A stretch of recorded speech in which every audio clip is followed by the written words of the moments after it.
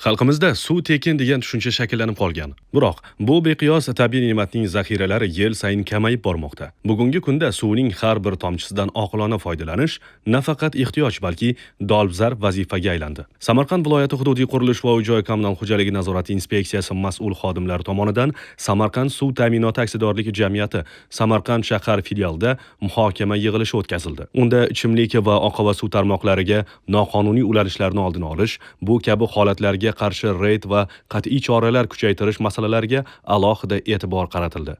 Bu boradagi mavjud muammolar tahlil qilinib, aniq choralar belgilab olindi. Har bittangni hududingga chiqiladi, har bir hududlaringga chiqib, o'sha hududlaringni o'rganiladi. Kimni hududida noqonuniy bo'la turib, yashirib yurgan bo'ladigan holatlar bo'ladigan bo'lsa agar, bundan keyin kechirilmaydi.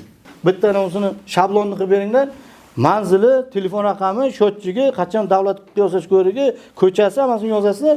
O'sha kim familiya ismi, o'sha bilan imzolatib abonentga imzo qo'ydiradi bo'ldi. Imzosi bilan solishtirsangiz o'zi chiqadi. Hech qanday muammosi yo'q. Ichimlik suvi davlatniki. Ichimlik suvini asrashimiz kerak, ekonom qilishimiz kerak, kelajak avlodga yana o'sha ichimlik suv qolish kerak. Shuningdek, tizimda uchrayotgan korrupsion holatlarni oldini olish, shaffoflikni ta'minlash va mas'ul xodimlarning shaxsiy javobgarligi masalalari muhokama qilinib, xodimlar korrupsion omillar yuzasidan qat'iy ogohlantirildi. Muhokamalar davomida aholi o'rtasida ichimlik va oqova suvdan foydalanish madaniyatini yuksaltirish, suvni tejash va uni asrashga qaratilgan huquqiy targ'ibot ishlarini kuchaytirish zarurligi ta'kidlandi. Yig'ilish yakunida mutasaddilarga noqonuniy ulanishlarni oldini olish bo'yicha manzilli ishlarni tashkil etish, aholi bilan tizimli tushuntirish ishlarini olib borish bo'yicha aniq vazifalar belgilab berildi. Suv bugungi kun ehtiyoji emas, kelajak avlodlar taqdiri bilan bog'liq bebaho boylikdir.